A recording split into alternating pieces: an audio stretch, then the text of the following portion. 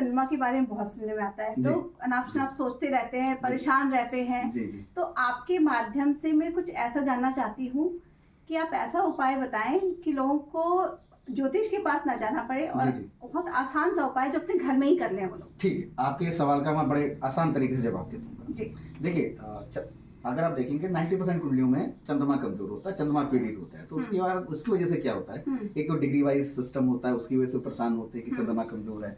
लोग अमावस्या के आसपास पैदा होते हैं तो उसकी वजह से चंद्रमा कमजोर होता है। लोग इवन पूर्णमासी के दिन जो लोग पैदा होते हैं उनके साथ भी चंद्रमा की प्रॉब्लम होती है। वो इसलिए प्रॉब्लम होती है क्योंकि ओवर एक्साइटेड हो जाते हैं। इसीलिए कहा जाता है हाई टाइड आता है समुद्र में, क्योंकि पूर्णमासी के वक्त आता है।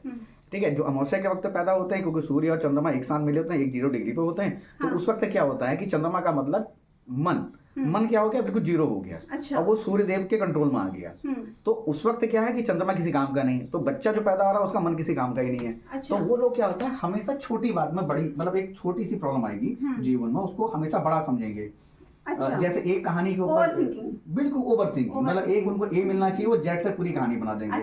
ठीक है, दूसरा क्या है कि इसके अलावा जो लोग एंजाइटी होती है जॉब को लेके या किसी भी चीज को, जो समस्या ओवर थिंकिंग में कन्वर्ट हो जाती है, समस्याएं सबके पास आती हैं, तो ये कमजोर चंद्रमा की सबसे बड़ी निशानी है। ठीक है, दूसरा, जैसे जिन लोगों का चंद्रमा कमजोर होगा, अमावस्या आते आते वो उनको एंजाइटी आना शुरू हो जाएगा। अमावस्या एक दिन पहले, अमावस्या के एक दिन बाद उनके अंदर आप देखेंगे तो वो अनस्टेबल रहेंगे।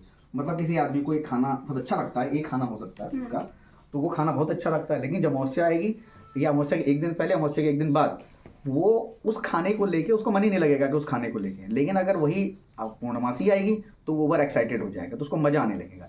इसलिए कहा जाता है कि चंद्रमा के लिए एक सिंपल उपाय आपको बताऊं, मतलब ये मूड स्विंग से आप उसको मूड स्विंग, बहुत मूड स्विंग, मतलब इवन जो जिन औरतों के पेट में प्रॉब्लम आती है उनका भी मूड खराब होता है। ठीक है, तो आपको क्या करना है कि जब भी पूर्णमासी आए, आप कम से कम रात में आधा घंटा छत में बैठिए और चंद्रदेव को देखिए आराम से। ओम शिवाय नमो, चंद्राय नमो, ओम नमः शिवाय नमो, इस प्रकार के आप जाप कर सकते हैं। ये तो बहुत ही आसान उपाय है, इसको हर कोई कर सकता है। बिल्कुल कर सकता है। ये भगवान की दी रेमेडी है, क्योंकि सूर्यदेव चंद्रदेव ऐसे तो ग्रह हैं हमारे पास जो साक्षात है आपके सामने। ठीक है, आप आधा घंटा बैठिए, उनको देखिए।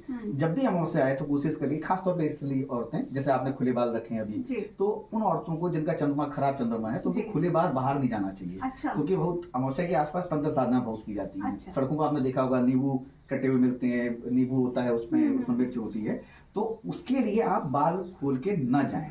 ठीक है, ये उपाय आप करेंगे तो आपको सबसे ज्यादा फायदा होगा। ये तो बहुत ही आसान उपाय है और इसको हर कोई कर सकता है अपने घर में बैठे बैठे।